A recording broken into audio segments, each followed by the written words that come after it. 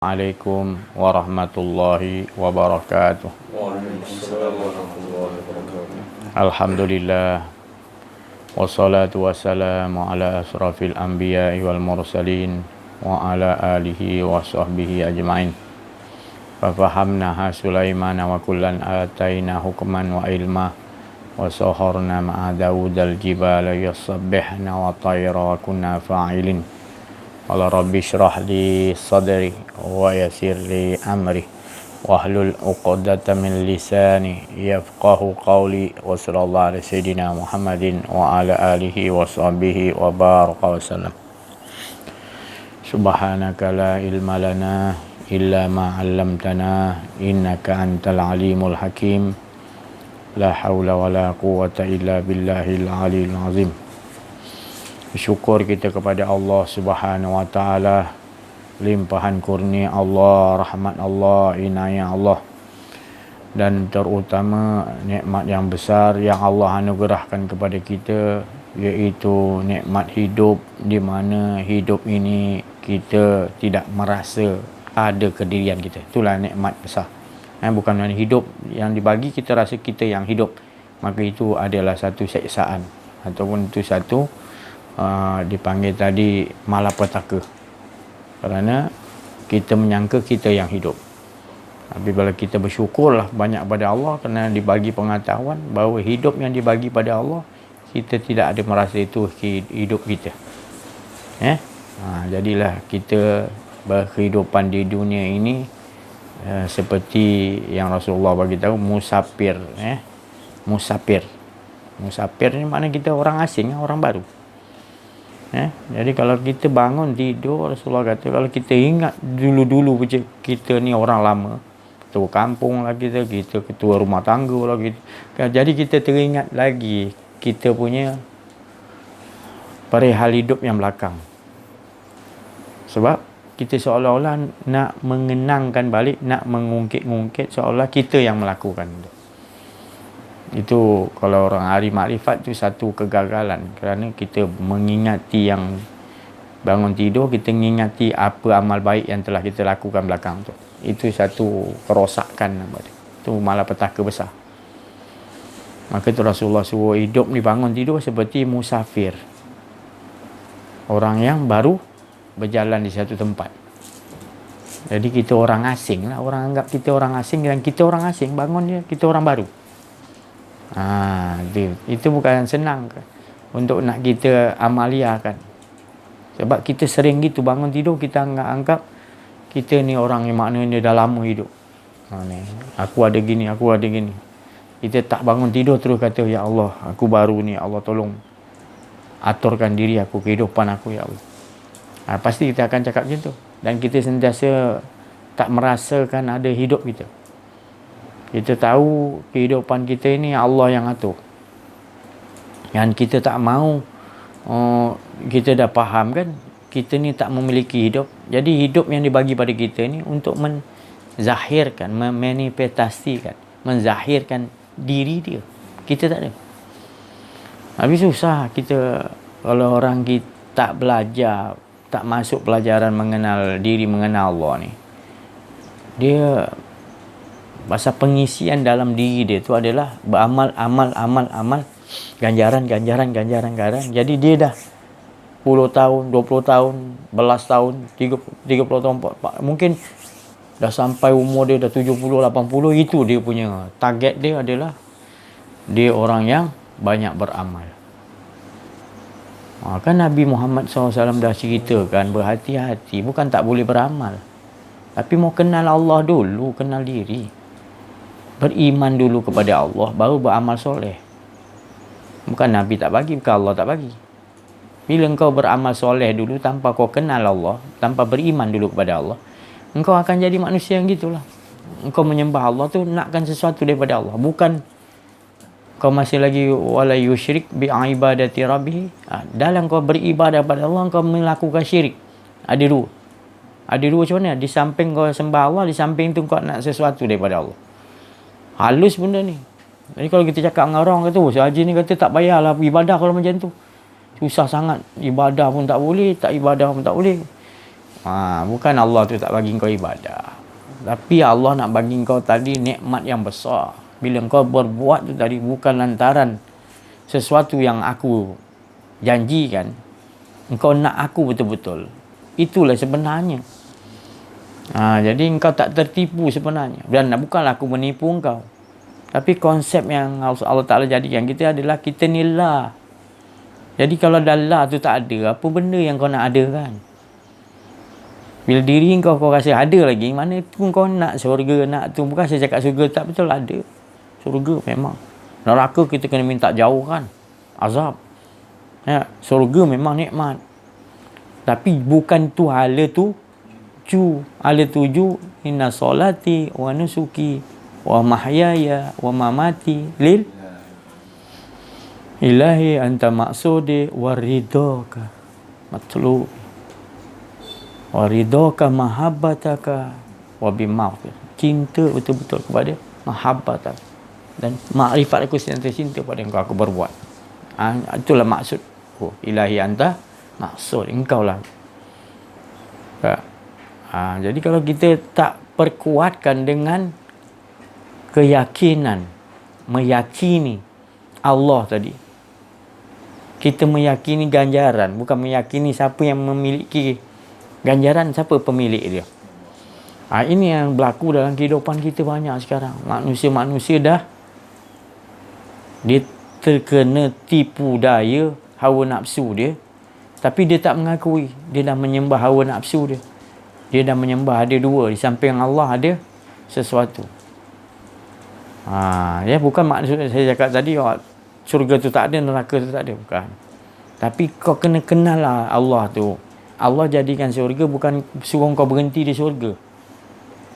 Inna lillahi wa inna ilaihi raji'un. Engkau ni harus dengan aku sebab engkau daripada aku. Ke Allah suruh hala tuju engkau syurga, tak, Allah tak. Kita mentaliti kita mentaliti budak. Nak basuh kereta bapak nak. Berapa ringgit pak? RM5. Laju. Cuba kita budak kita kata, basuh kereta nak? Tak ada apa, tak nak lah pak. Kan? Cuba kita upah, laju tak? Dah lama-lama nanti bila dia faham, dia besar. Nak RM5. Alah, apa nak orang. Kita dah kerja dah apa-apa RM5 lagi, tak payah apa. Saya yang kena patutnya bagi dengan abah. Kan? Dia makin meningkat kita beribadah, sebetul itu. Allah nak gitu. Jangan takut lama masih lagi kita. Dan bukanlah saya cakap syurga tu tak ada, bukan. Maksud saya, kita tahu ala tujuan kita sebenarnya lillahi ta'ala. Macam mana kita nak olah dalam kehidupan kita. Maka itu Allah Ta'ala dia bagi kita tadi, dia kata tadi, aku jadikan mati dan hidup untuk aku nak tengok siapa yang lakukan ahsanu amalan yang baik. Dan jangan salah faham, amalan yang baik tu solat, puasa tu juga, haji. Tapi keseluruhan daripada itu Allah tengok kehidupan kau bagaimana, kau kenal diri, kenal Allah. Itulah ahsanu amalan. Bukan saya cakap tak boleh puasa, bukan, itu semua baik juga, tapi bukan yang dimaksudkan Allah ahsanu amalan tu. Bukan itu percikkan. Itu ritual dia. Ada berhenti kadang-kadang dah solat, lepas tu kita dah. Tapi ritual itu ritual aja untuk waktu-waktu tertentu. Haji ke zakat kan. Tapi yang 24 jam tu ahsanu amalah. Kefahaman kau berkehidupan dengan Allah 24 jam tu ahsanu amalah. Adakah kau dapat olahkan setiap detik kau tu kau rasakan Allah aja. Itulah ahsanu amalah. Tapi kalau kau puasa haji kau ungkit-ungkit. Dah banyak aku tahun ni, dah berapa kali Ramadan aku temu dah. Umur aku pun dah 60, 70. Maknanya dah start pakai balik 16 tahun. Banyak dah aku, amalan aku. Dia akan fikir ke situ. Tapi kalau dia kenal diri, kenal Allah, malu tak dia nak cakap macam tu? Malu tak? Malulah dengan Allah. Makin lama makin kita bijak kan. Mana aku depan Allah, aku nak tunjuk amalan aku. Semua dia yang buat kan. Semua dia yang kudrat dia. Kehendak dia semua yang aku boleh buat. Ilmu dia aku gunakan. Kalam dia. Kudrat, kekuatan apa semua dia punya. Aku nak ingatkan Allah balik. Aku Tak malu aku ni. Dia dah makin matang. Bila kita belajar mengenal diri, mengenal Allah, dia makin malu dengan Allah. Takut nak ingat-ingat dia. Itu semua Allah Ta'ala punya. Bila teringat, ya Allah, tu semua kau punya. Ya Allah, apa aku nak ingat-ingat, ya Allah. Malu kita. Asal terlintas pun kita dah malu. Rasa dekatnya Allah Ta'ala. Orang lain tak tahu. Tapi kalau tak belajar mengenal diri dengan Allah ni, dia tak ada detect ke situ dalam hati. Orang bukan tahu apa hati kau ni. Jalan terus lah. Janji aku dapat pahala ni. Dia bermain kat situ. Hawa nafsu dia. Hawa nafsu kehendak dia. Bukan kehendak Allah tu. Kalau kau buat sesuatu bukan nilai ta'ala, tu bukan daripada Allah.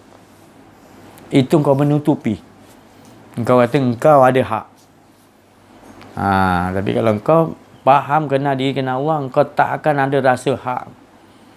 Malahan kau buat baik pun kau takut. Bukan takut tak nak buat baik, bukan.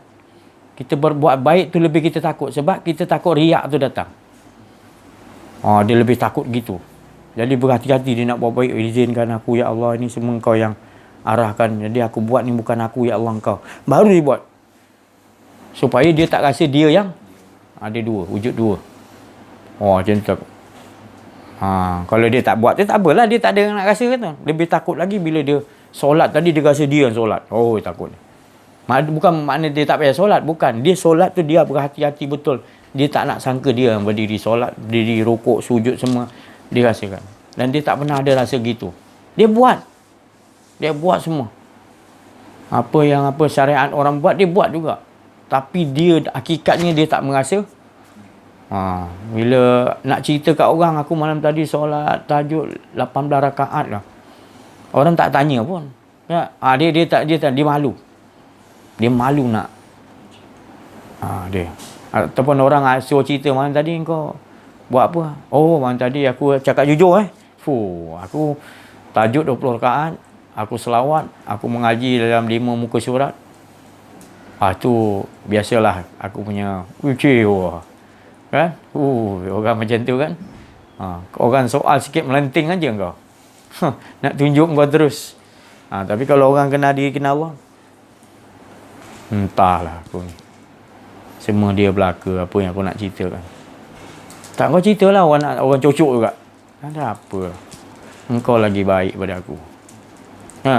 Tak ada apa aku. Takut aku. Semua dia belaka apa yang aku nak cerita. Aku nak ceritakan apa baik aku, semua dia. Yang tak baiknya aku.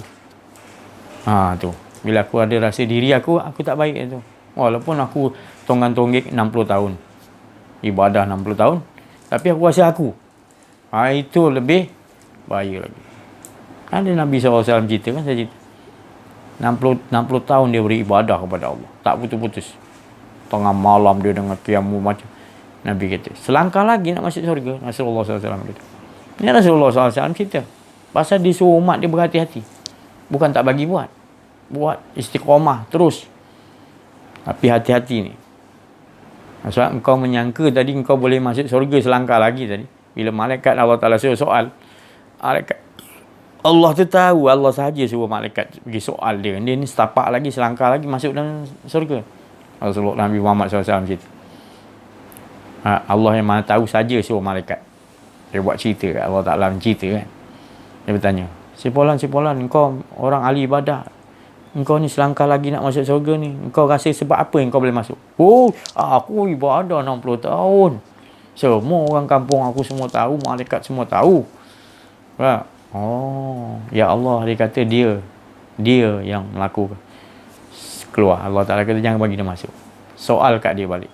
Dengan kudrat, dengan hayat hidup, dengan kehendak siapa, dengan ilmu siapa yang kau boleh.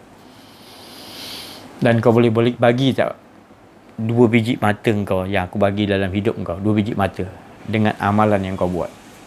Menangis dia. 2 biji mata yang Allah bagi kita hidup sampai kita wafat. Untuk nak bandingkan 60 tahun ibadah kita, tak mampu kita nak bayar. Itu 2 biji mata yang Allah bagi. Kita nak banggakan 60 tahun kita punya ibadah. 2 biji mata, belum telinga, belum mulut, belum apa lagi. Belum hidup apa, ya mata je. Kau menuntut ilmu dengan mata kan, nak melihat ni apa kan, nak nampak. keluar. Nabi SAW bagi. Terus Rasulullah kata, tidak ada orang akan masuk syurga dengan amal perbuatan baiknya. Sahabat kata, engkau pun sama rasa? Ya. Aku pun tak. Habis apa ya? Rahmat Allah. Jadi apa pun kita boleh buat, semua rahmat Allah. Kita hidup ni penuh dengan rahmat Allah. Jangan sekali-kali kita rasa, apa makna rahmat? Kasih sayang yang tinggi. Tak ada siapa-siapa boleh bagi kasih sayang yang tinggi melainkan Allah. Jadi baginya kita hidup. Tandanya hidup kita adalah rahmat kasih sayang dia. Kau tak akan boleh balas. Cuma Allah suruh syukuri. Jangan kau rasa bangga, riak, takbur dengan seolah-olah kau menutupi rahmat Allah, kasih sayang Allah. Engkau nampak ganjaran, bukan nampak wajah Allah kasih sayang tu tadi. Rahmat. Itu Rasulullah bagi tahu. Jadi kita ni beruntung. Sebab Allah perkenalkan diri kita menerusi Nabi Muhammad SAW. Jadi kita rasa cinta betul-betul kepada Allah. Rahmat Allah terlalu besar. Jadi malu kita nak. Kita tahu syurga neraka, kita tahu neraka azab, kita tahu syurga tu nikmat. Tapi kita dah diperkenalkan oleh Allah, diri Allah pada kita. Menerusi Nabi Muhammad SAW. Nur dia menyuluh pada kita. Laqad ja'akum rasulun min anfusikum azizun alaih ma anittum harisun alaikum bil mu'minina ra'ufun fa in tawallaw faqul hasbiyallahu la ilaha illa wa alaihi tawakkaltu wa huwa rabbul arsyil. Itu laqad ja'akum, telah datang kepada kalian rasulun min anfusikum. Maknanya telah datang. Maknanya setiap diri kita ni memang ada Nabi Muhammad, pesuruh dia tu. Dah ada dalam diri kita. Dia yang menyuluh kita. Menerangi kita untuk kita kenal nyata Allah yang ada. Jangan kita ketinggalan, kita kata kita terus kenal pada Allah. Bukan. Allah melantik nurnya, Nur Muhammad untuk bawa dia kepada Allah. Kalau tanpa Nur Muhammad SAW, kita takkan sampai kepada kenal kepada Allah. Yahdillahu linurihi. Itulah cahaya aku tu, Nur Muhammad tu yang aku letakkan untuk sampai kepada aku. Ibarat gitulah. Bila kita dah sampai kepada Allah, dah lebur, rupanya kita yang tak ada pun. Bila dah sampai lebur lah, tak ada pun, kita tak ke mana-mana pun, tak sampai, tak di depan, tak di belakang, tak di kiri, tak di atas, tak di bawah. Sebenarnya kita daripada Allah. Tak juga nanti bila kita dah kenal. Kita keluar daripada Allah. Tak juga, sebenarnya tak ada. Yang ada dia. Tapi kalau dia tak kenal Allah tu, susahlah nak cakap. Dia masih lagi Allah di sana. Tu. Masih dia kurang faham. Digunakan ayat pun dia tak tahu nak tafsir. Fa'in nama tualu. Mana pun kita pandang, situ Allah. Allah di situ. Dia tak faham. Sebenarnya dia meliputi zat dia laisa kamitslihi syai'un. Nur Muhammad pun yang dia tajalikan tadi tu, Nur Muhammad dia tu daripada zat laisa tadi. Dia laisa punya zat tu kau jangan kaji dah. Dia punya sifat dia aja dah meliputi atas sekalian alam. Atas sekalian alam ni. Kau nak cari mana dia duduk mana? Dia dah meliputi, kau nak cari mana? Kau pergi mana pun ada dia. Barang di mana pak nama maknanya wahuwa ma'akum ainamakum. Mana pun kau pandang, mana pun kau pergi, mana pun kau lihat, di situ dia menunjukkan. Bukan dia di situ, dia meliputi. Kau nyorok mana pun semua dia ada. Kau nyoroklah mana-mana. Tu. Kau nyoroklah mana-mana, dia tahu. Dan kau carilah dia, takkan jumpa. Kau sudahnya bila kau dah dibagi faham, rupanya dia tak pernah tinggalkan kau pun. Kau pergi mana pun dia ada, dia tahu. Jadi jangan kau carilah. Sebab dia barang di mana pun kau berada, dia berserta. Bukan dia dua. Sebenarnya kau yang tak ada. Engkau rasa ada, mana kau akan rasa macam kau perlu cari dia. Tapi sebenarnya cuba kau hilangkan. Kau tak ada, sebenarnya dia yang ada.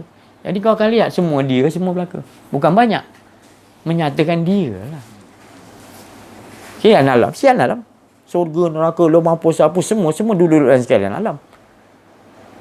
Itu nur dia aja, sifat dia aja meliputi atas segala. Kau nak cari kat mana? Dia duduk kat mana apa benda, dia dah meliputi semua, dan kau nak cari apa lagi?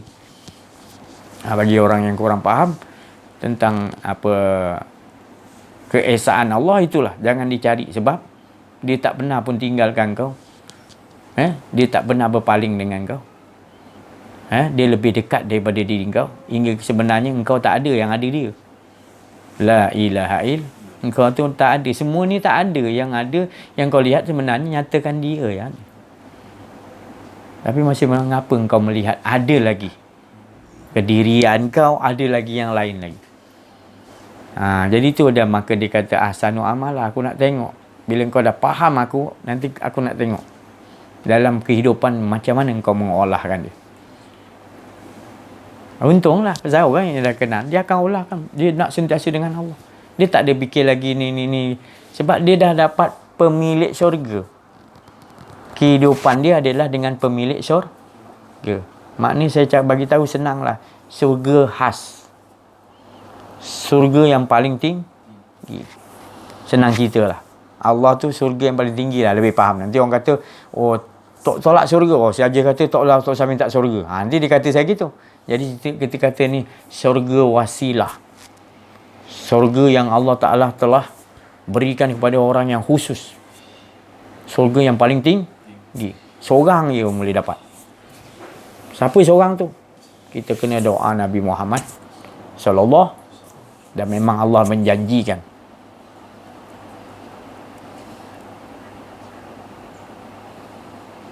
Allah dah janjikan. Jadi kita lepas orang azan kan kita berdoa. Macam mana? Wasil lah. Betul. Jadi kita minta pada Allah supaya Nabi Muhammad jadi wasilah kita. Yang main-main tu. Yang kita ingat doa lepas solat itu, lepas orang azan tu. Oh, itu kita mohon betul-betul tu, supaya kita termasuk yang mendapat, bila kita dah janji Allah bagi kepada hanya seorang je syurga wasilah tadi. Jadi kita pula minta pada Allah yang telah kau janjikan. Kan dalam doa tu kan ada hujung dia macam mana? La tukhliful mi'ad. Ada ayat kata la yukhliful mi'ad, ada juga. Jadi dia kata Allah tidak memungkiri janji dia. Dijanjikan kepada Nabi untuk, jadi orang yang bermohon supaya Allah, supaya maknanya kita nak masuk kat wasilah tu juga. Untunglah kita. Jadi orang yang dapat wasilah tu, orang yang minta betul-betul pada Allah supaya Nabi Muhammad terpilih. Tapi memang betul dah janji Allah, tapi kita minta lagi. Jadi orang tu akan duduk sekali di dalam syurga wasilah tu sekali. Apa syurga wasilah tu? Tak ada yang lebih tinggi lagi. Dia satu je. Satu orang je. Nabi Muhammad, kekasih dia. Nabi pun dia berkata, sabda, dia pun merendah diri lagi. Aku harapkan akulah orang yang satu orang tu yang memiliki syurga wasilah. Nabi kata gitu. Padahal Allah dah memang janjikan dia.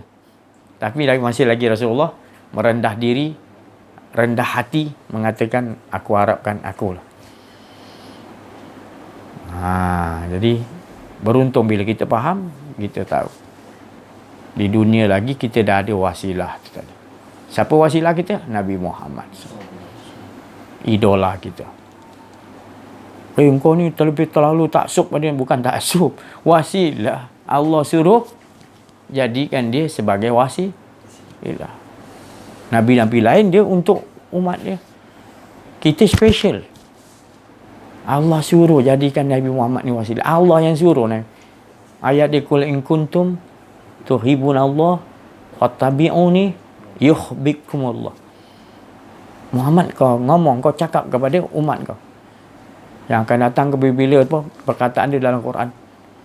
Allah Ta'ala, apa yang nak dicakap Allah? Cakapkan. Siapa ingin dicintai oleh Allah, ikutlah wasilah aku. Syariat, tarikat, hakikat, makrifat. Dan wasilah yang paling umum, yang paling adalah mengenal kepada Allah. Itu wasilah Nabi yang Nabi harapkan sangat. Kalau kau nak ikut wasilah aku, yang mana Allah suruh ikut aku, adalah engkau mesti kenal Allah. Takluk dia mengenal Allah, mesti kenal akhiri. Dapatlah engkau wasilah aku. Itu wasilah aku yang paling nombor satu. Baru yang kecil-kecil yang lain. Tapi ibu dia adalah aku ni disuruh untuk memerangi, untuk supaya ikut wasilah aku adalah la ilah. Kenal betul-betul. Tak ada engkau. Jadi itu. Kita kena betul-betul faham. Jadi siapa yang ketika lagi di dunia ini tidak buta, dia faham. Tu. Kalau yang buta, Allah Ta'ala kata Jahannam, neraka Jahannam. Sebab apa? Dia ada hati tapi mata hati dia tak. Dia tahu, dia nampak, dia tahu Allah yang jadikan hidup, ya Allah yang bagi dengar, tapi dia tutupi. Dia tak mau memahami. Allah dah bagi faham. Macam-macam orang bagi faham, dia tak mau faham. Itu azab neraka Jahannam dah dapat dulu. Paling teruk. Allah bagi tahu surah Al-A'raf kan. Walaqad zarana li jahannam kathiran, kebanyakan. Aku siapkan isi neraka Jahannam kebanyakan kasir di pada dia golongan jinni wal ins. Manusia dan jin dan manusia. Yang macam mana? Lahum qulubun la yafqahuna biha. Lahum qulubun la yafqahuna biha. Dia ada hati tapi tak mahu memahami dia. Dia tutupi. Mana ada Muhammad cakap yang betul? Mana ada? Aku tak dengar pun Muhammad. Dia mendustakan. Itu nama tu kufar, kafir. Golongan munafik, golongan neraka Jahannam. Macam tu. Dia tahu benda tu betul tapi dia menafikan dalam diri dia nafi. Ya Allah, azabnya ya Allah. Hidup dia lagi dalam dunia dia tak perasan dia kena azab. Dia yang nakkan duduk dalam azab tu dia tak perasan. Dia biarkan. Sampai waktu sakaratul maut baru menyesal, minta hidupkan balik. Jam tu tak boleh. Memang Allah dah janji dia nak penuhi neraka Jahannam tu daripada golongan kasiran, banyaknya tadi jin dan manusia macam gitu. Jadi jangan heranlah kalau masuk Rasulullah SAW Isra' Mi'raj, banyak manusia yang jin-jin banyak jadi bahan bakar neraka tu. Bahan bakar macam jadi arang. Kita ni jadi bahan bakar arang. Mati, hidupkan balik. Diseksa je dalam tu. Tak tahu bilanya nak berhenti seksa. Nak mati, dihidupkan balik. Nak mati ataupun mati, dihidupkan cepat balik. Seksa, bangun seksa. Sampai kata, belok aku mati je ya Allah. Tapi kalau orang dah betul-betul kenal diri, kenal Allah pula, dia sentiasa nak matikan diri. Sebab apa? Bila matikan diri orang yang dalam keadaan dia hidup, dia nak matikan diri, dia mendapat nikmat di sisi Allah. Dia dah kenal Allah. Dia tak mau ada merasa diri. Tapi ni satu lagi hal yang bahaya adalah orang yang diseksa sampai betul matikan akulah supaya tak diseksa. Dia nak mati tapi tak boleh dalam tu. Khalidina fiha la yabghuna anha. Kalau mereka tu dalam syurga dia tetap kekal abadi lah. Kalau di dalam neraka wallahu alam panjang masanya. Itu hak Allah, rahmat Allah. Kalau dia dah habiskan seksa dia nak keluarkan, itu kita tak tahu. Kita tak tahu ratus juta tahun ke tak tahu. Azab lunyai macam mana pun. Bila keluar pun ada cop. Kita tanda orang baru keluar penjara kan, ada cop lah. Bekas kena hukuman. Tu tadi. Ada cop. Tu. Tak tahu kita.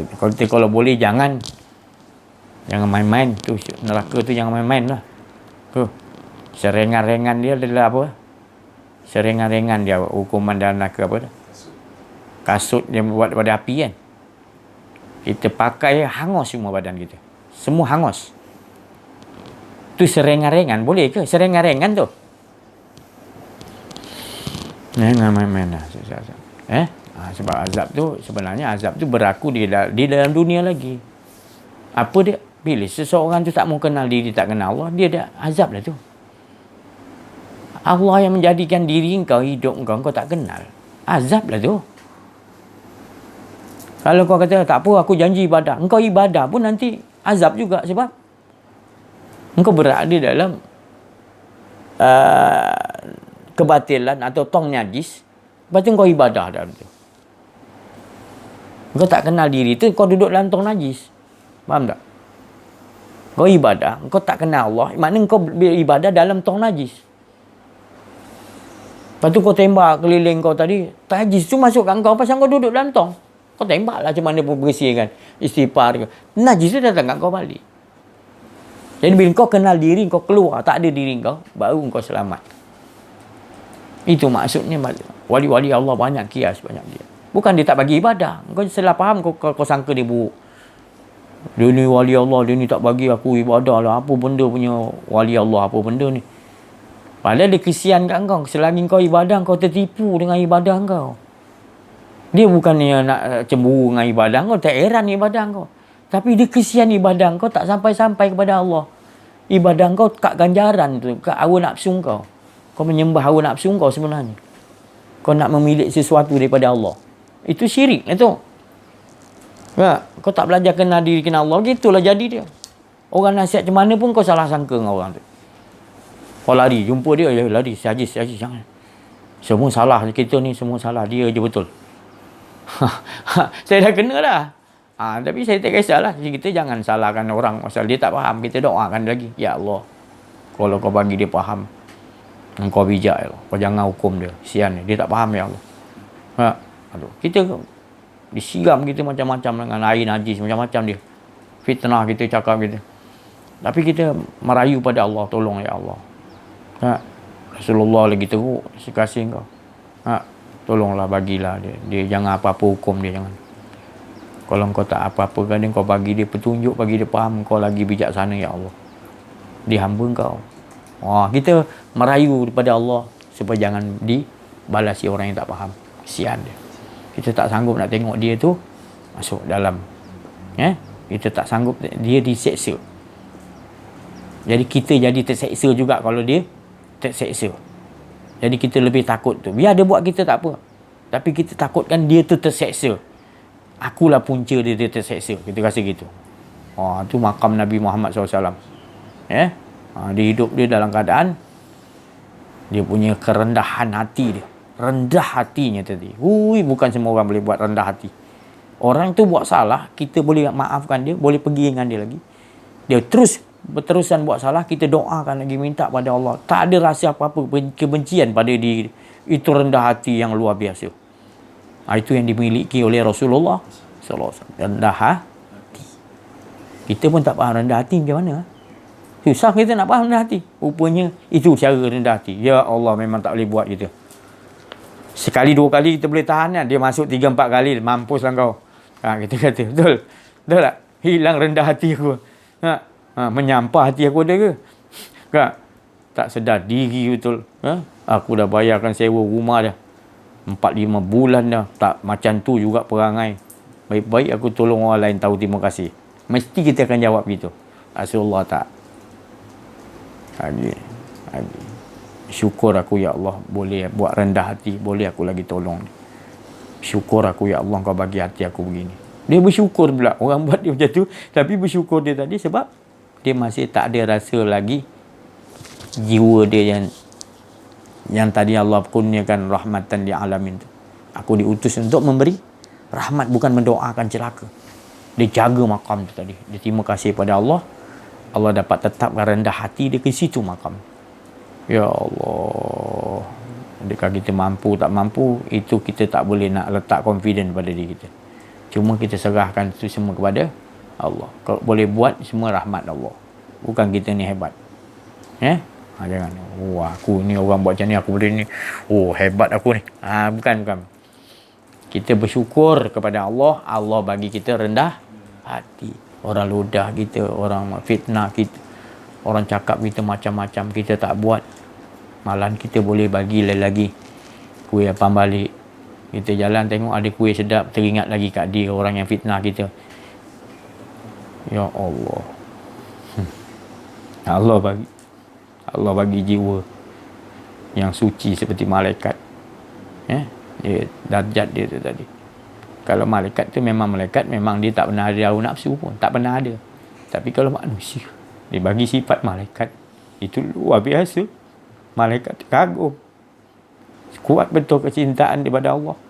Tanda cinta dia kuat daripada Allah. Dia cinta kepada makhluk. Hingga dia tak membezakan baluk-baluk ada yang baik tak baik. Dia sama bagi dia. Dia tetap nak kasih sayang. Hidup dekat muka bumi ni, dia taburkan kasih sayang, rahmatan. Dia lah, macam mana Rasulullah dia nak ikut jejak. Dia tak mampu tapi dia selalu begitu. Nak jaga hati kesucian dia. Jadi, oh ya Allah, orang begini.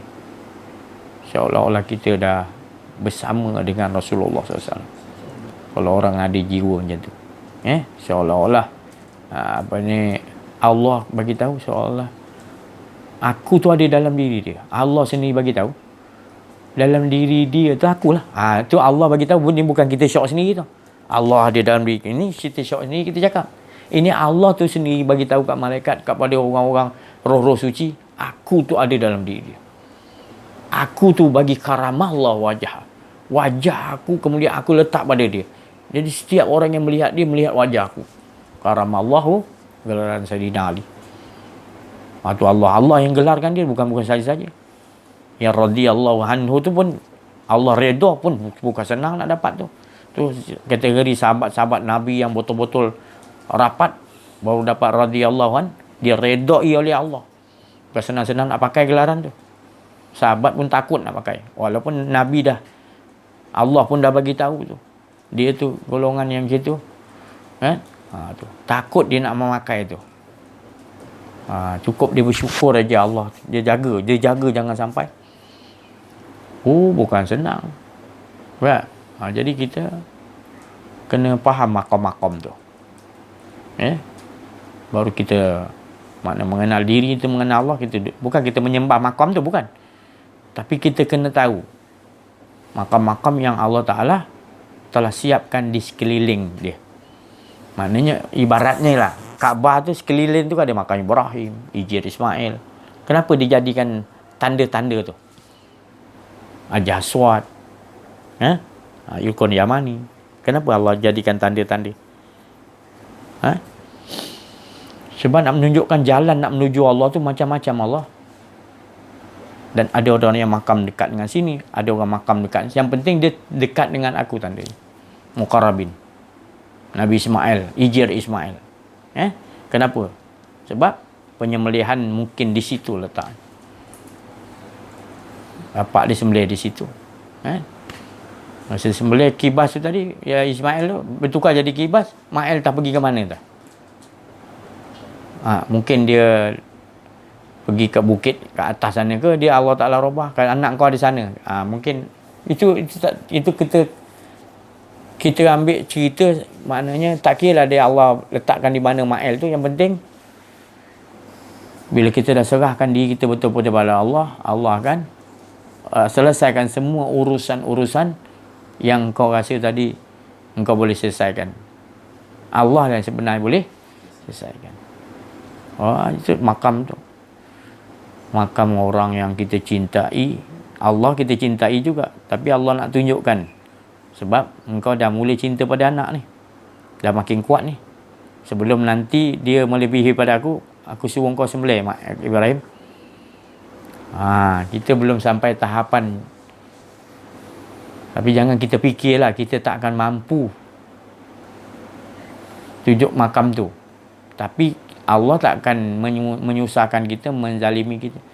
Allah dia maha kasih sayang. Jadi dia bagi ikut apa yang dia dah bagi ilmu. Apa yang kita boleh faham, nanti dia bagi tahapan. Punya sayang Allah Ta'ala. Jadi apa pun menimpa kita, kita rasa biasa ke, teruk ke, Allah teruk apa, sebenarnya kita olah kan? Ya. Memanglah kita kata ni tak teruk, ni teruk. Tapi sebenarnya kalau kita olah balik, itu dah memang dah disettingkan Allah. Yang tak teruk tu, ujian tu maknanya akan dapat begini hikmah dia. Yang teruk ni aku akan bagi yang tapi kita ni bila kena teruk tu, kita rasa lama. Kita macam teringat, dia selalu tu yang rasa lama. Tukar. Cuba kita tukarkan. Jangan tekanan sangat. Bola tu dalam air, kita dah kena ujian, tertekan. Jangan kita tekankan lagi. Tekan lagi ke dalam, tekan sampai mama kita berat tak laran, pom dia naik habis itu. Jadi kalau kita tengok itu ujian tu berat dah, kita kena tengok ada orang lagi teruk. Anak aku kena COVID, sakit 3-4 orang COVID dalam. Ini anak orang tu accident, mati 3-3. Mengejut. Kita tengok yang lagi teruk, kita olahkan sini supaya kita dengan Allah boleh redha. Maka redha, sabar, hak pegang hak, sabar, redha. Ini tidak, kita tengok orang yang bahagia. Jangan kita kena ujian lagilah stres. Gitu kena degil lah tu, kita tak mau kita cakap. Tengok orang lagi tu, ini aku yang kena lah. Ilah Allah tu bagi tu kau layak. Jadi kau tengok yang lagi teruk lah. Tak nak aku. Degil kau yang merana. Jadi kemurungan nanti. Murung. Hidup ni macam tak bermakna lagi dah. Kau habis. Diri kau tu murung. Tak ke mana apa benda kau fikir. Jadi Allah bagi kemurungan tu maknanya kau tu layak. Jangan kau fikir kemurungan ni seksaan daripada Allah, bukan. Kemurungan ni maknanya Allah nak perkenalkan diri Allah pada engkau. Maknanya sesuatu ujian kan Allah Ta'ala kata aku nak tambahan, nak uji kau supaya aku nak naikkan darjat kau. Dah tentu, dah pasti orang beriman aku akan uji. Dan jangan kau ingat uji itu satu bala, ujian, bencana, bukan. Engkau kena tukar kan. Kau tengok lagi teruk. Tengok lagi teruk. Media asal tu nak makan satu hari pun susah. Anak-anak ada kutip makan tu yang makan. Hidup juga. Engkau ni apa yang nak risau sangat engkau ni? Makan satu hari 3 hari. Engkau nak risau kan apa sebenarnya? Sampai kau nak stres. Apalah dia ni, tak patut aku buat macam. Sudah tolak tepi. Sekarang ni kau sihat tak? Alhamdulillah sihat. Ada orang tu kaki kudung, kena ujian lagi begini-gini, boleh teruskan hidup. Engkau apa? Makan cukup apa? Hilang 1/10 ada. Meninggal mak engkau, meninggal bapak engkau, kau ada abang lagi, kau ada kakak lagi keliling, kau sahabat kau banyak lagi. Allah tu ada. Allah nak ajar kau ini benda semua akan binasa. Kenapa kau tak prepare balik? Ini Allah nak ajar kau. Dia Allah tu nak mendekat dengan kau ni. Baru kau boleh sedar nanti. Tukar olahkan kepada Allah Ta'ala. Satu je. Boleh berang kau tak kena, boleh lah kau cakap je. Memanglah. Kau kena macam ni tak sama aku kena macam ni. Jadi aku bila kena macam ni, kau lah nasihat aku. Tak? Mudah-mudahan aku. Ya. Bukan orang kena ujian kita biarkan, kita kena datang lah bagi semangat, kan? Itu yang mampu. Alah, kau isteri kau meninggal ni, dia menunggu kau pula. Kita tak tahu lagi, sakit tu meninggal tu. Pedang tu dia pancung kita. Sekali sakit tak? Putus bola tengkuk. Sakit.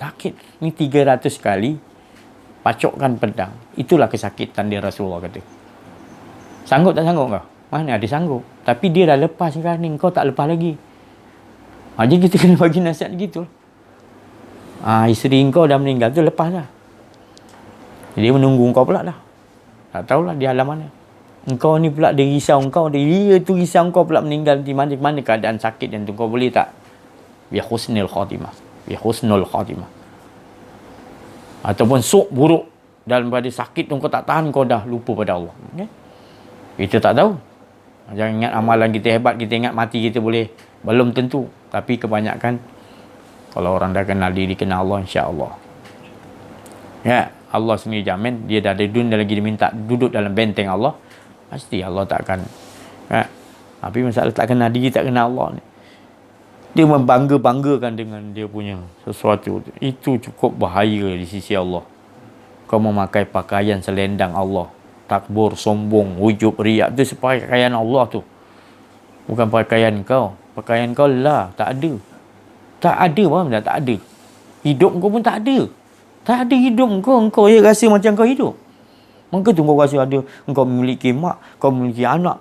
Padahal Allah dah bagi tu al-mal wal-ban zinatul hayati dunia. Al-mal, harta benda yang kau kata kau punya tu tadi. Dan anak-anak tu, tersesat apa, keluarga apa, tak kira lah. Zinatul tu perhiasan je. Perhiasan je kau syok sendiri. Macam mas pakai syok sendiri, kau rasa macam kau orang kaya. Syok sendiri, betul? Tu. Lepas tu orang pula yang syok sendiri macam kau pula. Oi, kat mana gelang kau beli? Sama-sama syok, sama-sama hayal punya geng. Dia pun rasa, kau beli yang ni lah, aku punya ni mahal lagi. Cik, kau pula rasa bangga pula, kau punya lagi mahal. Itulah perhiasan tu yang akan membawa kepada zina tu hayat tu. Lupa kita kepada tu tadi. Tu banyak wali-wali Allah, dia banyak suka ingat mati daripada ingat benda-benda tu tadi. Anak-anak dia ajar, atau benda dia ajar semua supaya kita jangan rasa memiliki. Yang hanya perhiasan dia boleh kita tinggalkan. Zinatul hayati dunia. Wal baqiyah, yang tetap wal baqiyah tu salihatu khairun inda rabbika sawaban wa khairun am. Yang tetap kekal itu tadi adalah baqiyah tu amal soleh kita kepada Allah, ikhlas betul-betul. Itu yang tetap khairun amla, yang kita harapkan amalan kita begitu. Dia ajalah yang berbuat kan kita. Itu kita harapkan. Kita nak pakai pakaian tu. Untunglah kita di dunia lagi kita dapat pakaian ini Allah bagi. Ini pakaian takwa. Tak ada merasa diri dah. Takwa ni yang dapat menjaga. Takab, wow, kata Imam Junaid Al-Baghdadi. Pendapat Imam Junaid Al-Baghdadi, takab, wow, takwa mana? Taat perintah Allah. Sentiasa dengan Allah, tak merasa diri. Taat aja, ada Allah aja kita. Apa pun nak berlaku, semua kita rasakan dia yang nyusun diri kita. Taat aja. Qab tu qanaah. Merasa cukup aja dengan Allah. Hasbunallah. Apa pun. Orang makan apa satu hari 3 kali, dia sekali pun alhamdulillah, syukur aku dapat dia. Tak makan satu hari, besok boleh makan selang-seling pun tak apa. Alhamdulillah. Yang penting aku dah usaha, dah ikhtiar, dah doa. Banyak tu rezeki aku. Aku qanaah lah, merasa cukup. Yang penting aku dengan Allah tu qanaah.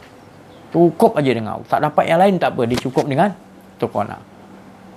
Takab. Wow, takwa. Wow tu warak. Warak sentiasa menjaga, mengawas dalam diri dia supaya jangan ada rasa diri. Tu warak. Dengan orang tak faham warak, dia kata, dia pakai jubah, pakai serban, nampak muka, hebat ni bawa kitab mengajar, warak ni. Itu kan. Warak tu dia kat dalam. Dia menjaga diri dia jangan sampai ada sedetik pun dia rasa diri. Tu warak. Dia menjaga. Tu warak nama dia. Susah nak dapat takwa tu, jangan ingat. Ittaqullah. Khatib baca ittaqullah. Tengok kehidupan dia. Dia hanya boleh dia tak kupaskan apa yang Imam Junaid kata tu apa. 24 jam dia sentiasa taat dengan Allah. Dalam dia tu taat tu. Tak ada merasa di Allah je taat. Benda-benda lain datang semua dia tolak, tak mau masuk. Taat aja dengan Allah aja, tak mau ada diri dia. Dan merasa cukup hanya dengan Allah. Qanaah. Dan warak tak mau dia berhati-hati betul. Warak berhati-hati betul, jangan sampai ada ke dia. Takut dia. Takab, wow. Berani buat. Kena berani. Sebab bila kau betul-betul nakkan Allah, Allah pasti akan bagi. Pasti kau betul-betul sungguh-sungguh nakkan Allah. Pasti. Tapi kalau kau main-main warak, tapi kau tak cari faham apa tu warak. Tak cari jalan kenal diri, kenal Allah. Kegagalan. Jangan mimpilah. Kau minta jalan warak, takwa, tetapi kehidupan kau bukan landasan kau tu tak menuju ke takwa. Kau hanya minta takwa, kau minta Allah, tapi landasan kau menuju kepada hawa nafsu. Tertipu. Lepas tu kau rasa macam ada sesuatu yang menghalang. Sebenarnya bukan menghalang. Engkau sendiri yang menutupinya sendiri. Jalan tu dah ditunjuk gini-gini, kau tak ikut, kau tak mau, kau lepas tu kau nak menyalahi. Lepas tu kau menyalahi zalam, nak salam diri kau sendiri. Sebab kau dah tahu itu yang betul. Tapi kau tak berani. Kau buat alasan, nantilah, lengah-lengah, lalai lah. Kau selalu begitu. Nantilah aku dah tua sikit baru belajar kenal diri, kenal Allah. Ini ilmu si Hajiz ni, kenal diri, kenal Allah ni dah nak mati baru kita pergi belajar.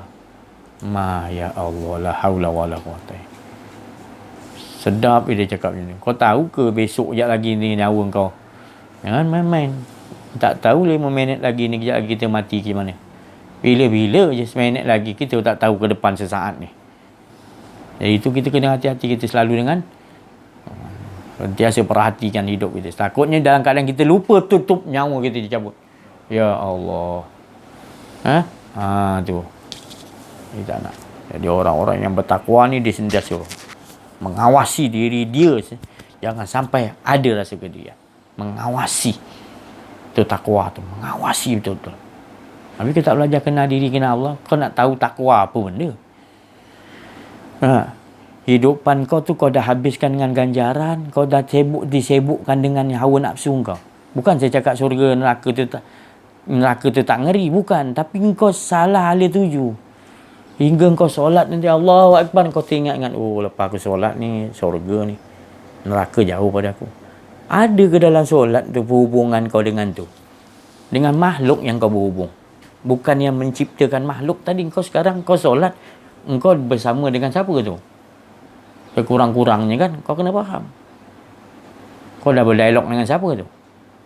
Engkau dah menyaksikan siapa tu dalam solat? Kau menyaksikan surga. Itu makhluk tu berhala. Minta maaf yang cakap nanti, wah si Haji kata surga ni berhala. Astagfirullah. Saya nak maksudkan bila kau dalam solat kau ingat benda tu maknanya kau dah menyembah dua lah. Allah satu, syurga satu. Mana boleh dua. Wala yusyrik bi ibadati. Dalam ibadah Allah Ta'ala kata, jangan mensekutukan aku. Tu. Rugi kau nanti. Rugilah. Mana boleh letak dua dalam diri kita. Satu je. Pilih salah satu. Allah ke nak? Dua-dua hancur. Mana boleh? Wala talbisul haqqa bil. Tak boleh kau campur adukkan. Benda tu dah hak dia kau. Nak campur benda batil, hancur. Tak boleh bercampur. Jadi macam mana kita nak jadikan amalan yang Allah Ta'ala kata tadi. Dia suruh kita tadi mati dan hidup. Allazi khalaqal mauta wal hayat liyabluwakum. Aku nak tengok liyabluwakum ayyukum, siapa yang ahsanu amala. Aku nak tengok mereka-mereka yang aku bagi mati dan hidup. Aku nak. Kenapa dia sebut mati dulu? Ada ayat lain dia sebut hidup. Hayyu qayyum dia kata. Allahu la ilaha illa huwal hayyu qayyum. Ada ayat kata hidup dulu. Ada ayat kata mati dulu. Kenapa? Apa beza dia? Allah Ta'ala bijaksana. Allah tu maha bijak. Dia punya kalam tu cukup seni. Kan? Ada kalanya ayat dikebulakan dengan hidup. Ada kala disebut mati. Kalau bersandar pada diri dia, dia akan kata aku Allahu la ilaha, aku tak ada lain yang ada melainkan aku yang hidup. Dia ceritakan dia. Tapi kalau dia ceritakan untuk kita ni, mati dulu. Memang kita asalnya mati. Cuma dia bagi aja hidup, dia nak tengok lah. Faham tak? Itu untuk manusia, dia katalah kita memang mati pun, tak ada. Tapi bila dia bagi hidup, kita ni macam mana aku nak tengok. Dia tak sebut hidup dulu, kita ni. Tak, kita memang asalnya memang tak ada, mati. Maka dia sebut khalaqal mauta wal hayah liyabluwakum ayyukum. Baru dia kata dia hidup tadi. Kau tak ada, lepas aku bagi dia. Kau nak sombong, maknanya engkau asal tak ada. Beruntunglah orang yang banyak ingat mati. Rasulullah kata. Banyak ingat mati sebelum mati dah. Bukan ambil pisau cocok, bukan. Bukan fras duduk seorang-seorang, aku mati yang lebih baik lah. Bukan. Mati yang macam mana? Mati yang kita tak ada merasakan kita ada hak. Kita nak dia semua yang berlaku dalam hidup kita, semua dia yang susun cantik. Itu maknanya mati yang dimaksudkan tadi oleh Rasulullah. Jadi bila datang mati yang betul nanti, kita bersedia untuk tinggalkan kita memang tak ada pun. Yang ada ni angan-angan kita kasi kita hidup. Cuba mimpi macam tadi kan, yang bila kita ada mimpi baru-baru ni. Dalam mimpi tu adakah kita nyusun? Mana ada. Tapi cuba kita bawakan dalam mimpi tu, kita pun tak nyusun. Boleh buat? Kalau tak ada pelajaran ni, memang mampus kita tak boleh buat. Tapi bila kita ada, rupanya apa yang dalam mimpi dia susun, di luar hidup kita ni, dia jugalah. Cuba hidupkan. Kalau kita tak belajar kenal diri, kenal Allah, kita rasa mimpi lain hidup. Itu bahaya. Sama je. Yang dalam mimpi tu dia juga susun, di luar ni pun dia juga susun. Kan kau nak tidur kau apa, kau nak makan apa sekejap lagi, nasi lemak ke pagi ni dengan siapa kau nak makan, siapa yang susun? Yang kau rasa kau boleh susun dalam mimpi, dia yang susun, di luar pula kau rasa kau susun pula. Tipu kau. Terpedaya. Sebenarnya sama. Cuba kita olakkan balik. Baru kita dapat. Kita nak duduk dengan Allah aja. Kita tak mau duduk antara. Itu wali Allah kata, antara kebaikan dengan keburukan, antara salah dengan benar, di tengah-tengah. Wama bainahuma bainakum. Dia kata antara kedua. Mana pemutus ada air tawar, air masin. Tengah-tengah dia. Sederhana, Rasulullah kata. Hendaklah kau sederhana dalam hidup kau. Itu maknanya sederhana. Maknanya benar dan salah ada dia punya pemisah, masin dan tawar. Jadi di tengah-tengah tu siapa dapat duduk, itu ada taman yang sangat best dengan Rob kau. Taman cinta yang sungguh best. Jadi kau tak duduk kat baik, kau tak duduk kat salah. Kau duduk kat tengah-tengah. Bila dia bagi kau jadi betul, kau tak terbujuk kasi kau betul.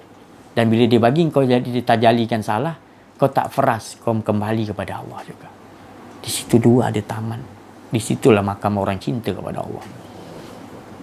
Dia duduk kat tengah-tengah taman. Siapa yang dapat duduk situ, tu orang yang dah kenal Allah. Dia nak duduk cinta dengan Allah. Allah boleh buat dia duduk kat salah, Allah boleh duduk dekat baik. Tapi dia tak duduk kat situ, dia dengan Allah, dia sendas. Itu. Memang hidup kita gitu. Kadang-kadang dia bagi salah, kadang-kadang bagi kadang-kadang bagi dia ingat pada Allah, kadang-kadang bagi lupa. Yang penting dia bagi ingat ke lupa ke ujian macam mana. Yang penting kita grip kita dengan, itulah taman yang paling indah saya cakap tadi. Itu rahsia dia. Wali Allah tu kata. Itu perkataan Nabi kata, siapa nak dicintai Allah, bersiap untuk susah. Siap tak nak susah? Tapi orang itu, kalau susah pula nak Allah dapat susah. Bukan sebenarnya. Bukan. Kita salah faham. Nampak kita nampak macam susah. Memang perkataan dia susah. Sebenarnya dapat Allah tu susah dan senang, kita dah tak heran. Sebab kita dah dapat. Jadi kita manusia sering tertipu. Kita ingat dapat senang tu senang. Bila susah tu, azab lah. Sebenarnya duduk antara kedua. Kau duduk, dia bagi senang pun kau tak merasa itu senang. Kalau kau boleh bagi senang pun, kau ibadah 25 tahun, 30 tahun, tapi kau tak dengan Allah, senang tak? Tak senang sebenarnya. Tapi dibagikan kau duduk dalam azab, tapi kau sentiasa rasakan Allah. Untung tak? Itu saya cakap, antara kedua tu kau kena duduk. Dia bagi kau jadi tajali sini, kau dengan dia, kau tak heran sangat. Senang tadi, nikmat tadi, kau tak terlupa Allah Ta'ala. Kau tetap dengan Allah Ta'ala lebih best daripada yang tu tadi. Dan kau dibagi ini pun kau tak fresh, kau sentiasa rasakan. Ini semua kau punya susunan ya Allah. Yang penting ada yang lebih teruk susah, ada yang lebih, engkau tu lebih mustahak ya Allah. Tolonglah ya Allah.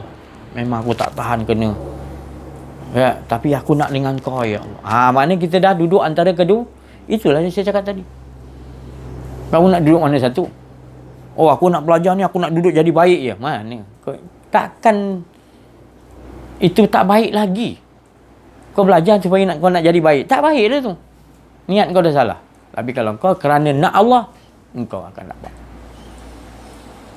Sebab susah datang ke apa pun, kau tetap dengan, itulah sebenarnya mutmainnah, ketenangan. Sebab engkau sentiasa dengan itu dia maka tu dia dijadikan mati hidup, dia jadi mati engkau hidup, engkau tak ada, dia bagi hidup, dia nak tengok tu. Macam mana kau nak ingat balik tak? Engkau ni sebenarnya engkau tak ada pun. Kan? Kalau dalam rumah kau terbakar, apa benda pun dia ambil semua. Ya Allah, aku dulu tak ada apa, ya Allah. Hidup pun tak ada. Tapi kalau aku tak belajar mengaji ni, bukan senang nak olahkan tu. Dia akan nampak, wow, tu rumah dia tambah lagi, rumah aku hancur pula. Dia akan fokus ke? Lagi merosakkan diri dia. Dia menutupi. Kehidupan yang Allah dah susun tu, dia menutupi untuk merosakkan diri, menzalimi diri dia sendiri. Bukan dia nak olah kan. Olah dengan frust sangat. Sederhana je lah. Memanglah goyang. Siapa kita kena ujian tak goyang? Goyang, tapi goyang tu jangan sampai kita dengan Allah tu terputus. Nikmat tu tadi yang besar. Nikmat yang besar tu tetap jangan diputuskan. Nikmat-nikmat yang kecil tu terputus, tak apalah. Yang penting kita nikmat dengan Allah tu, wa'ma bi ni'mati rabbika fatu, jangan putuskan. Jangan. Tolong. Ini diputuskan yang besar. Kecil itu banyak benda nikmat lain lagi. Dia ambil sikit je. 1000 lagi yang lain kau lupa pula. Tu pasal bahayanya kita kadang-kadang nikmat banyak dia bagi. Kan? Dia nak bagi sedar kat kita supaya jangan tenggelam dalam nikmat yang dibagi tu. Dia bagilah sikit sakit gigi. Aduh, kau punya frust lain macam. Orang ketuk kat atas tu, kau duduk flat, ketuk lesung tumbuk sambal pun kau bising. Ada kung rasa macam dia ketuk gigi kau. Ya, kau keluarlah kejap. Ya, kau pergi layan buat apa? Ya, kau kan. Orang sebelah jiran ni tak kerti nak ketuk sambal apa lesung tu pelan-pelan ke? Aku dah sakit gigi macam kau. Ada badan tak yang lain banyak lagi. Kan? Tengok lebih sukar lagi. Jadilah kau orang yang beruntung, sentiasa bersyukur. Orang yang bersyukur ni bukan dia berterima nikmat. Orang yang bersyukur ni bila dia kena satu ujian, dia boleh mengingatkan yang lain punya nikmat. Dia kena ujian 10, dia nampak, aku dulu lagi best dulu. Dia boleh, itu orang bersyukur. Itu orang bersyukur. Dia kena ujian macam mana pun dia bersyukur. Dia cakap apa? Alhamdulillah Allah bagi aku sabar. Padahal dia kena ujian berat ni. Dia boleh kata alhamdulillah Allah bagi aku sabar. Alhamdulillah lagi tu. Aduh, tu. Jiran sebelah tu ada pakai kereta baru lah nak raya ni apa tu. Ya. Alhamdulillah. Cukup mana yang ada kita ni syukur. Sampai juga. Ya. Tu. Orang sebelah tu dia ada kereta, kita motor je. Alhamdulillah ada motor. Kita tengok jiran sebelah yang tu. Basikal dia. Ya. Kita kena olah diri kita tu supaya setiap masa duduk dalam keadaan gitu. Ya. Jadi kita takkan layan benda remeh-temeh ni. Kita akan layan, kita utamakan dengan kita dah terbiasa tak nak layan benda-benda kecil ni. Ni kecil. Yang besar dia apa? Lupa pada Allah. Tu besar punya ujian. Itu bapak moyang ujian. Itu bapak moyang malapetaka. Itu bapak moyang neraka. Bila kita abaikan hidup kita dengan rasa asyik dengan Allah. Rasa rindu dengan Allah. Rasa bahagia dengan Allah. Dengan sikit punya hal bahagia yang ibu tadi kita boleh lepaskan. Rugi. Rugi. Maknanya orang yang innal insana lafi kerugian. Hidup kita ni sentiasa mengesakan Allah. Itu yang nikmat, tak ada pahit dia, manis saja. Tapi bila kita tak faham, tak kenal dia, kita tak tahu hala tuju kita apa benda hidup ni. Ini yang berlaku. Manusia dah jadi zombie, saya cakap sekarang banyak. Dah jadi makhluk yang balhum kal an'am. Banyak dah. Mereka Allah Ta'ala kata lebih teruk daripada binatang ternak. Mereka ni orang lalai, lengah. Hati dia sikit ingat Allah. Itu pun sebut dia, tak masuk ke dalam. Sebut aja. Banyak kita menghadapi manusia yang begini sekarang. Penghujung zaman, pengakhir zaman, Nabi bagi tahu gitu. Jangan kau cari Dajjal, jangan kau cari Ya'juj Ma'juj, jangan kau cari iblis. Benda tu dah ada dalam diri-diri masing-masing. Yang kau cari-cari, dia tu perangai tu dah ada. Kau dah bercampur baur dengan dia, kau nak cari apa lagi? Kau tak perasan ke sifat-sifat tu dah masuk dalam diri manusia akhir zaman? Itu. So, mungkin masuk dalam keluarga gitu. Kalau kita tak ada dalam satu keluarga tu belajar mengenal diri, mengenal Allah. Satu keluarga kena jadi zombie. Tapi tak rasa macam dia telah dirasuk. Rasuk apa? Pertama, hawa nafsu dia. Dia terasuk lah tu. Tapi kalau orang tak ada diingat Allah je, tu tak dirasuk. Itu yang manusia yang asli lah. Tu. Susah kita nak jumpa pula sekarang ni. Tu. Makin lama dibiarkan, makin lama tumbuh jadi keturunan-keturunan yang maknanya lebih teruk daripada binatang. Sampai nanti baru kita tengok, ada yang lebih zalim lagi. Kau zalim kan? Kau teruk lebih binatang. Ada lagi teruk pada binatang. Itu ketua dia. Dia ajar suruh bunuh orang. Turunlah Dajjal yang asli dia tadi. Sebab engkau yang menjemput. Sebab engkau yang buat gitu. Jadi Allah hantar yang asli dia lebih daripada engkau. Ini berlaku, bukan saya cakap baru berlaku mereka. Berlaku sejak 500 tahun dulu. Dajjal tu punya perangai tu, iblis semua dah ada 500 tahun. Sampai kita ni dah lagi teruk sebenarnya. Vaksin ni, COVID ni terbaru. Bukan baru. Merdeka je kau lahir kena injek tu. Itu semua tu vaksin tu. Untuk rosakkan minda kau supaya tidak mentauhidkan Allah. Kau tak sedar. Sebab kau rasa macam benda tu dah tak ada, rasa macam jejaskan kau dengan Allah dah. Ya. Rasulullah dah bagi tu lahir anak ada mak bapak yang corak. Pertama kau laungkan azan atau umum kamah. Kan kamah. Cukup dah kau bagi korma, tahnikkan dia. Doakan dia, didik dia. Zikirkan banyak-banyak. Kau corakkan dia, corak kepada Islam. Kenal Allah Subhanahu Wa Taala. Itu kan. Tapi dah. Semua mak bapak dah tak mementingkan tu. Dia fikirkan anak aku nanti dia besar, nanti aku jadikan dia pilot ke, aku jadikan dia ni. Dia dah mak bapak dah dia dah set ni. Tapi mulut dia kata, aku nak anak aku ni kamat kan, dia kena azan kan, baca panggil orang, belah mulut tahnik, apa buat kenduri besar-besaran ni anak kita bersyukur. Habis dia tu, dia masukkan niat dia tadi. Untuk anak dia jadi. Bukan saya kata tak bagus. Tapi kita jangan pasang tu dulu. Pasangkan jadi anak ni yang soleh atau soleh. Didik dia tu dulu. Kenal diri, kenal Allah. Supaya bila masuk akil balik, akal dia dah sampai, kenal diri, kenal Allah. Kita boleh bebaskan dia. Itu maknanya hal tujuan sebenar. Saya cakap tu dulu sikit. Alhamdulillah.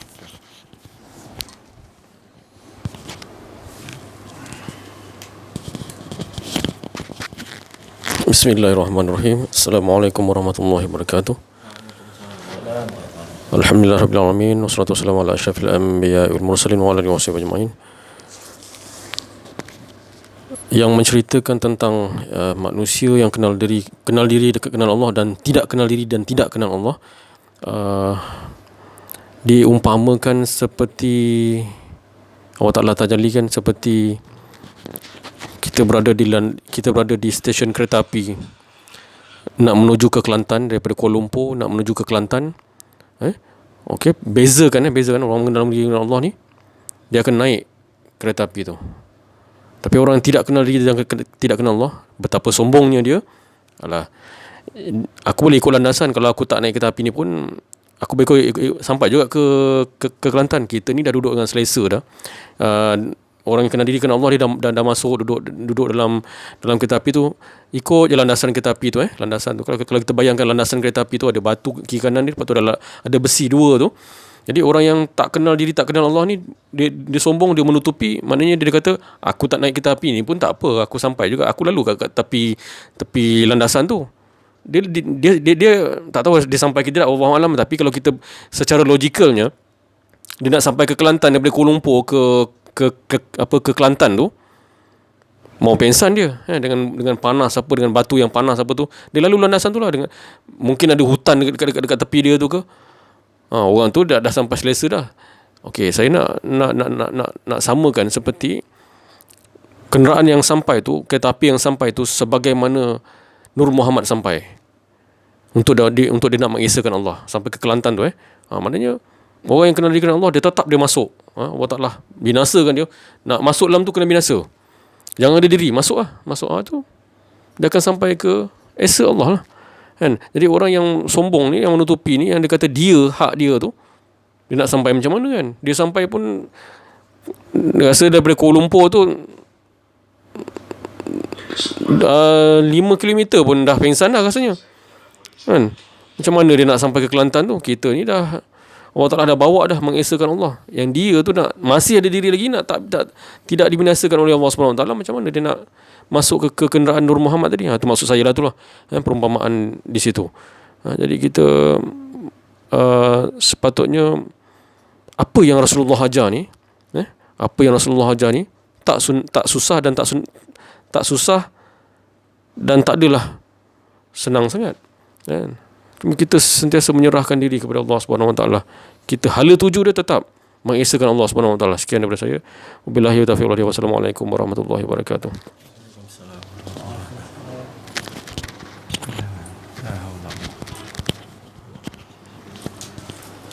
Assalamualaikum warahmatullahi taala wabarakatuh.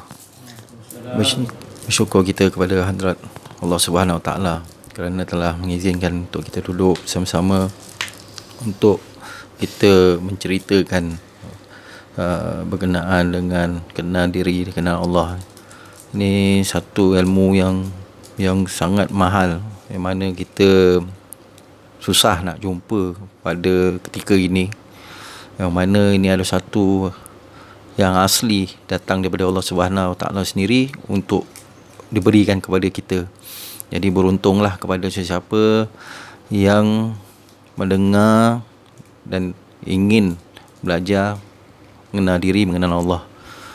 Jikalau kita mengabaikannya, makna kita ni menyombongkan diri kita lah. Sedangkan Allah Ta'ala tu sendiri ibaratnya merendahkan diri, nak memperkenal diri kita kepada dirinya, kepada kita, agar kita ni selamat. Seperti mana yang memang telah Allah Ta'ala bagi tahu, dia nak sentiasa hamba-hambanya dalam keadaan selamat dengan penuh kasih sayang dia. Macam-macam cara dah dia bagi pada kita. Jadi janganlah kita mensia-siakan apa yang telah Allah Ta'ala bagi ni. Sekian wabillahi taufiq wa hidayah. Wassalamualaikum warahmatullahi taala wabarakatuh.